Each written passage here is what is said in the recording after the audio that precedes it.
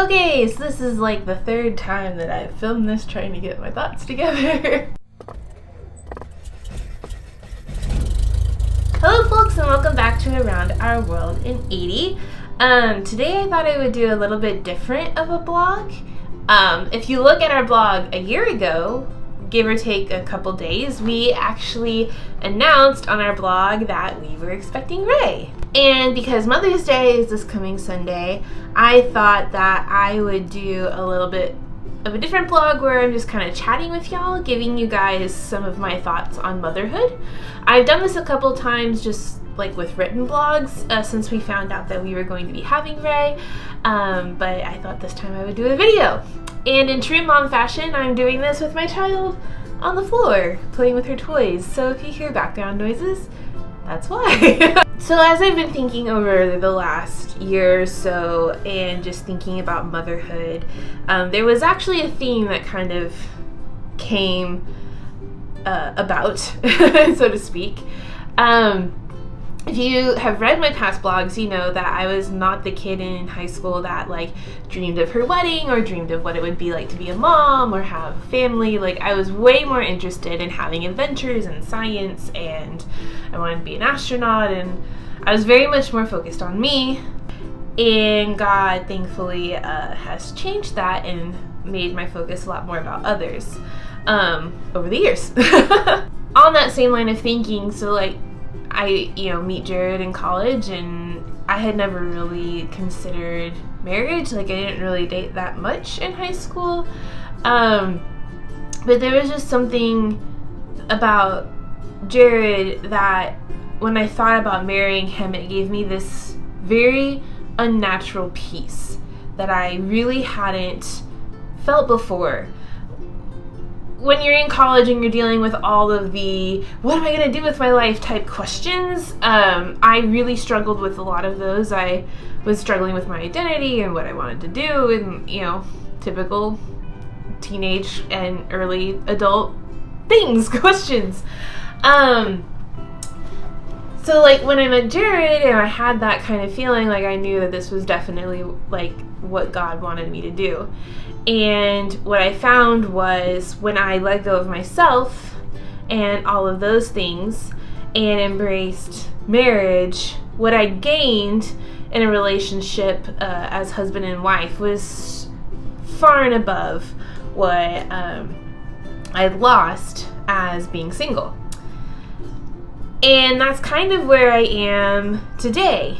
If you remember at the very beginning of this year, I shared that I unfortunately was let go from Redeemed. They didn't bring my position back for 2018. And I'm not gonna lie, I've been struggling with it. I have worked and I've wanted to work my whole life. I didn't really want to be a stay-at-home mom.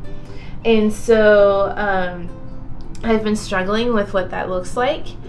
But what I have found is that what I lost in a job, in what I thought was my calling, I have gained in relationships and time with my family.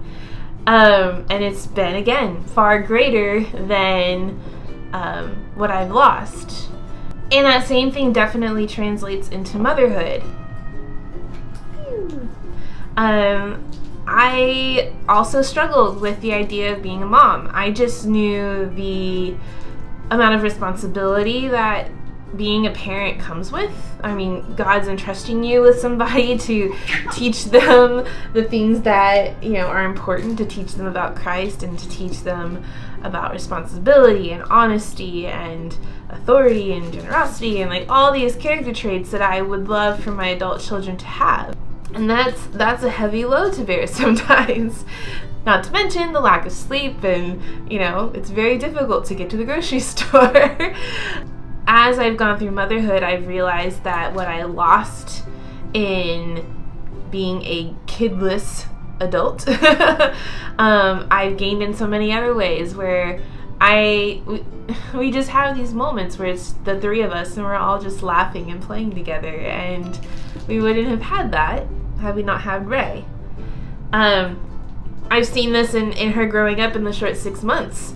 A lot of people have talked about oh, you'll miss it when she's, little enough to just cuddle on your shoulder, or you'll miss these times when she just sleeps all the time, or you'll miss blah, blah, blah, blah, insert thing here. And sure, yeah, I miss those things that she doesn't do, now that she's 6 months instead of 3 months. But what I found is that as she's gotten older, she's gained so many other things. You've got her cute little personality, and she plays with toys, and she loves to sing with me, and everything that you lose with her getting older, you gain with all of her new skills and her new personality traits. But yeah, like, as far as being a mom goes, like, it's again a testament to the fact that what God has asked me to let go of has been exceeded by what He's given me through these new seasons of life. And so that's my thoughts. I don't really have a great wrap up for it. I'm much more eloquent when I write, and I can like do this over and over and over again, hence why it's my 3rd time recording this thing.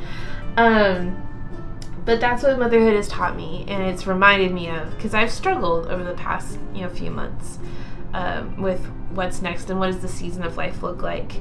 But He's just blessed me with time and relationships, and He's just completely over and above given me more than I have lost through these changes. So I hope that's helpful for you. If you're a mom, I feel you're crazy. And one thing that I've learned through my relationships at our church, and some things that my friends have taught me, is I celebrate the fact that all moms are different. And as my friend likes to say, celebrate your capacity. Whatever your capacity as a mom looks like, and whatever your style of being a mom looks like, I celebrate you guys. And I'm glad that I have so many friends that are also going through this mom thing, and we're all doing it together and doing it in our style with the way that works for our kids. And I just can't wait to see what the future holds for everybody.